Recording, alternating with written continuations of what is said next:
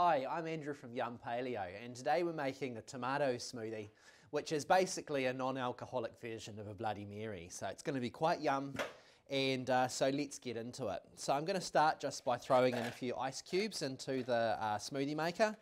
I've got about a dozen in here, but I'm probably just going to put 2/3 of them, sort of just see how that goes.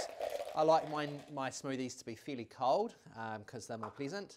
And I'm going to put in a cup of water, and that's just to get it started.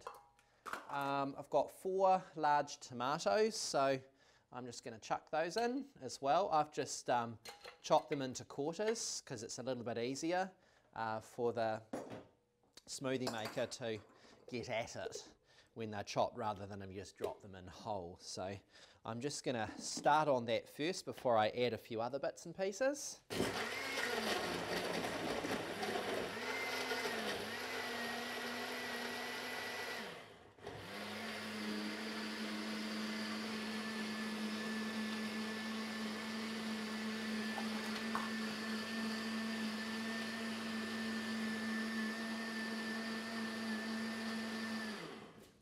Okay, that looks okay to start with.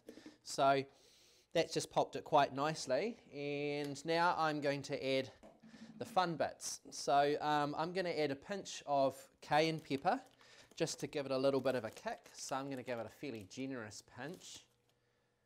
Throw that in. Yum, yum. Make sure you rinse your fingers after you use things like cayenne pepper, because if you rub your eyes or anything like that, could really sting. So just important that you don't get that anywhere else. And I'm going to put in some ground black pepper, and I'm just sort of going to do that to taste. I really like black pepper, so I'm going to put quite a reasonable amount of it in there. That should do. So maybe about a teaspoonful, I guess. It looks maybe a half a teaspoonful actually. Already that smells brilliant.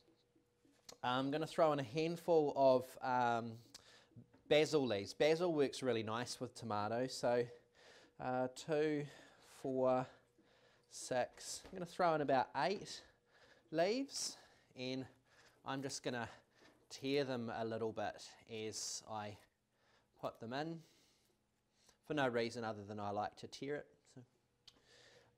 And I'm going to put in a couple of celery stalks now.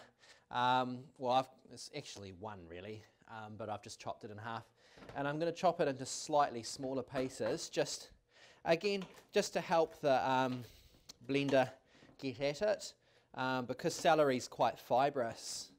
Yeah, it helps if you can get it into smaller pieces before you put it in the smoothie maker, because it'll help it get it to the bottom where the blades are. And we're going to just pulse it.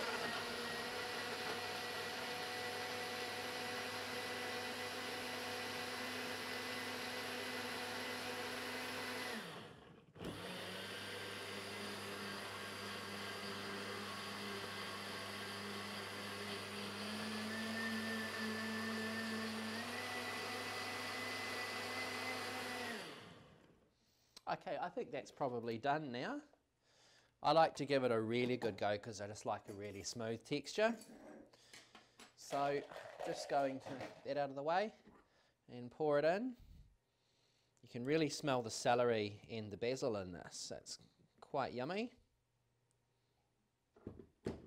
And there we have it. Really simple tomato and basil smoothie. Enjoy. See you next time.